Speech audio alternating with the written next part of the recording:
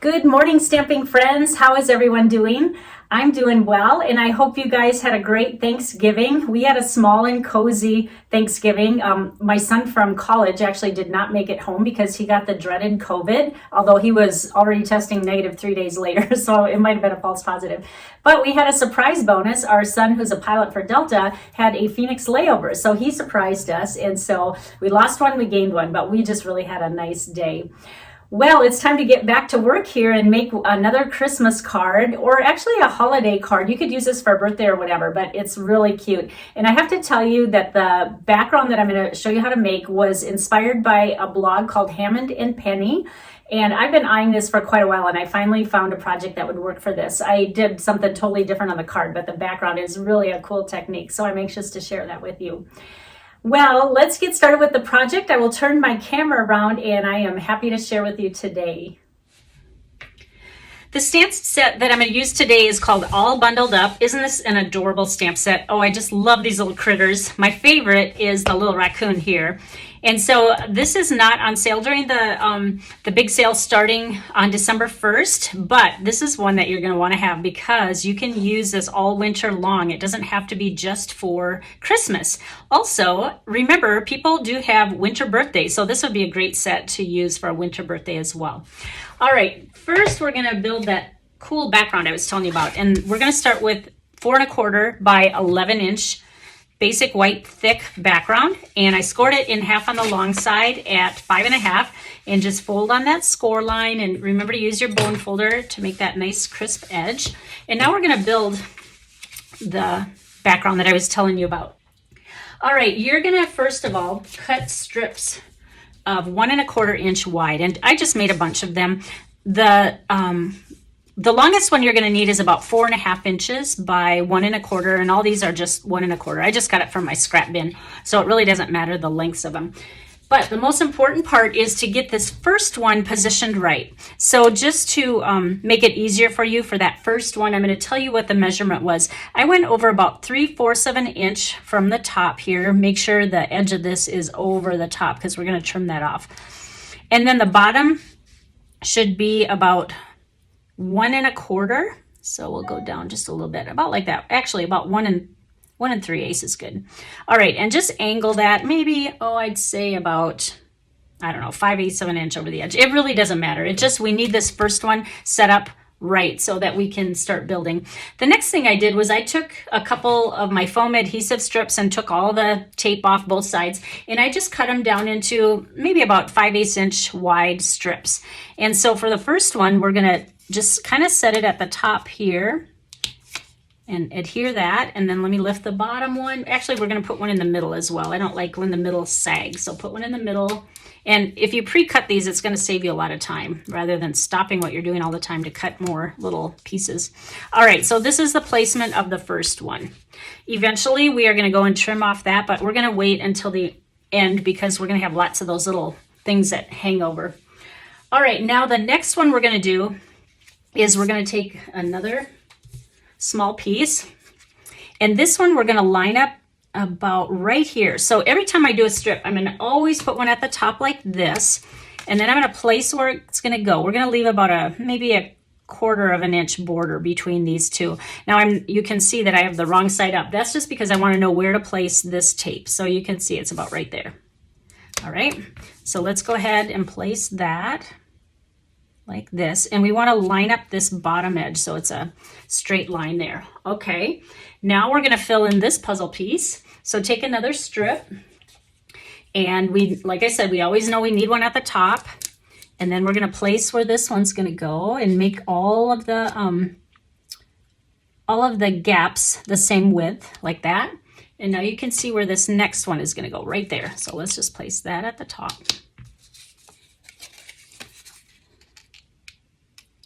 And keep that border about the same. All right. All right, now the next one, you have to kind of go in order here because it is like a puzzle. All right, let's take one more strip. And again, we're going to go, we know we always need one at the top. Then we're going to place this back a little bit farther than this one, and we'll put it about like that. And then remember, I always place this upside down so I kind of know where that other tape needs to go. So let's see, we'll go about right here. So let me grab more tape and we'll go along this side. And then we're gonna put a small one up here. All right, now let's place that on here. And again, it's gonna go shorter than this one. All right, now we are going to start trimming these because I want to start using some of these other pieces. So flip it over and you can use your paper snips. I prefer, when I have to make big slices, I use my larger scissors, but Stampin' Up! Doesn't sell these anymore. I wish they did, but this is what I use. So let's go across the top first and just snip these off in line with the front of your card. And now we have more pieces to work with here. This one we can throw, and then go down the sides.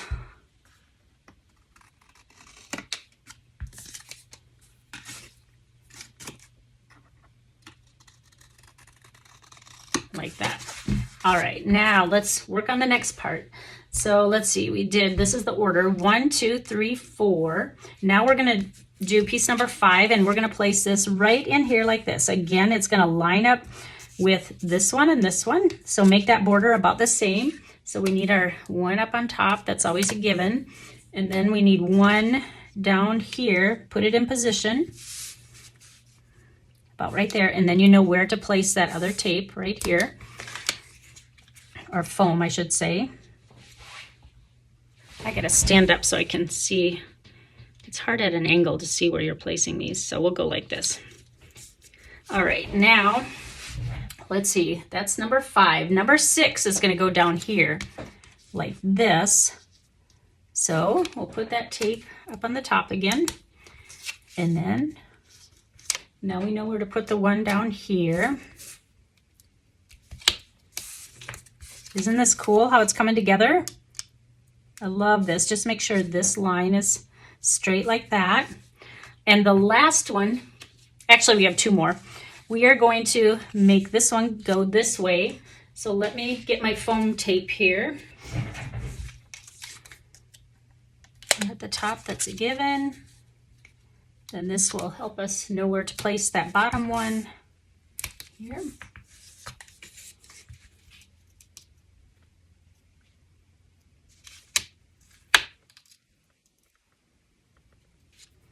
And then we have one more little corner. I'm gonna have to trim these off though, because these are the ends of my little strips here.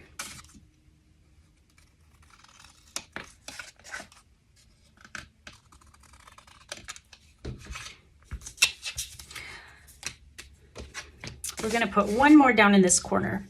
Now you can see my strips do not have right angles, so I'm gonna go trim this with my paper trimmer to make it a right angle. I'll be right back. All right, so the last one, we're gonna put one at the top here like we always do. And then it's pretty obvious where this one's gonna go, right here. And this one is going to be just right in this little corner, but let's see, we're gonna make it go, actually, let's make it go this way. Like this. All right, now let's go back and trim this little corner, and then we will be done.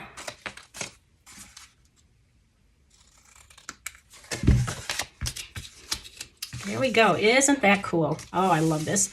All right, now we're going to build on the card. So what I'm going to do first of all is I did pre-stamp our little raccoon, and so I'm gonna just color him in quick, and the colors I'm gonna use are Smoky Slate, dark and light, and then light fresh Freesia, and light, actually dark Pool Party.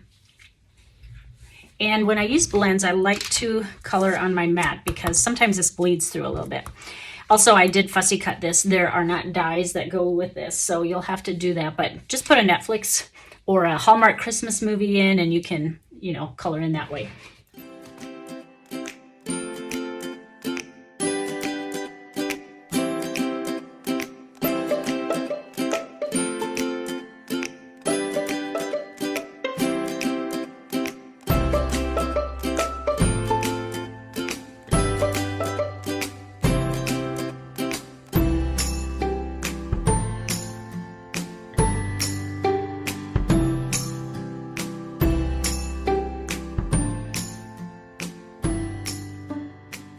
The next thing I want to do is I do want to add some Wink of Stella. Wink of Stella is just a really nice little addition to anything you make, really. It just gives it an iridescent sparkle. So we'll just put some Wink of Stella on his hat and his scarf just to jazz that up a little bit. All right, there's our little raccoon, and he is ready to go on our card front. Now, there's one other thing I want to share with you. These are our beautiful snowflakes. They're so cute. You get a lot. They're only $6, and I believe you get, let me check here, wonderful snowflakes. You get 24, and like I said, they're only $6. 156340 is the item number. Now, if you have these, you'll notice that there's one side that is very shiny, kind of a pearl looking, and then there's a dull side. You can decide which way you would like to do this. I'm going to take one side and show you two different versions. The first one, we're going to use Pool Party ink. And we're just going to lightly go over the back of this if you want a little bit more of some color brought on here. So just kind of, you can't really go in circles for this because it will pull up these edges. So you have to kind of fan it out towards the edges. And this will just give it a little bit more background color. So it's not so much white on white, but I don't know. I like tone on tone, but some people need more color. So I'll show you the two differences. I already know which one I'm going to choose, but I just want to show you there's different ways to do everything. So let's bring our card back, and we are going to put, here's the colored one, and we're going to put it right about here, and it'll just kind of set, I don't know, maybe I do like the colored one. What do you like, you guys? So I'll show you both. So we're going to put him on in the middle like that with a dimensional, or let's do the white on the iridescent color, more tone on tone. I don't know, which one do you like? I think I do like the colored one better this time. Normally I'm tone on tone, but we got a lot of white going on. So let's make it Pool Party. All right, so I think it's so cool that they designed these snowflakes with the shape of the dimensional that goes right in the middle. So there's no guessing where this should go. It's pretty obvious. Same exact shape. So right in the middle, all you need is one. There's no way you could put dimensionals on the rest of the snowflake, right? All right, and we'll go right about here. And then we're going to take probably just one dimensional on this guy as well, I think. Maybe a couple. And we'll just use the same size. Oh, I for sure want one in the middle like that. This is going to be really popped up here. We'll put one at the top as well. All right, so let's put this on here.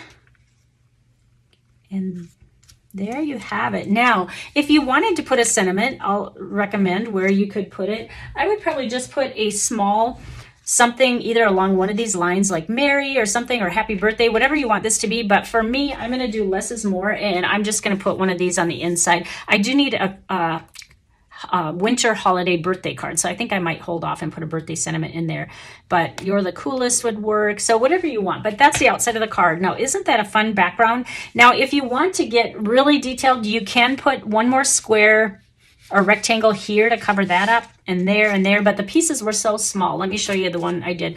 Look at how tiny that is. If you like the more finished look, you could do that, but I'm just going to leave this blank because you get the gist of it. So there's our little winter card for you. I hope you enjoyed it, and I hope to see you next week. I'll be here again Tuesday morning at 9 a.m. Arizona time. And thank you so much for joining me. Good luck getting all your holiday things done. And one more thing I want to mention is if you use the host code and your order's over $50, you will receive a thank you card from me plus a Stampin' Up! Product gift as my way of saying thank you. And I would so appreciate that. Remember also, I do have my online card club. The deadline to get in on the December club is December 10th. If you sign up after the 10th, you will get in on January's class, and we're going to have some really fun projects for December. They're not going to be Christmas related. We need to get back to some of our birthday cards and other miscellaneous cards that we've kind of put on hold because it's been Christmas time. But this is just a really fun way to get at least $20 worth of products and 8 projects. There are 4 cards, 2 of each design. And this is a recurring monthly payment of only $38. And like I said, you get $20 worth of product. Shipping is included, and we all know how shipping has gone up. So this is really a bargain to be in this monthly club. If you stick with me 6 months, you will receive $25 in products as a fun little bonus for being with me for that long. All right. Thank you guys. Take care and have a great rest of your week. Bye-bye.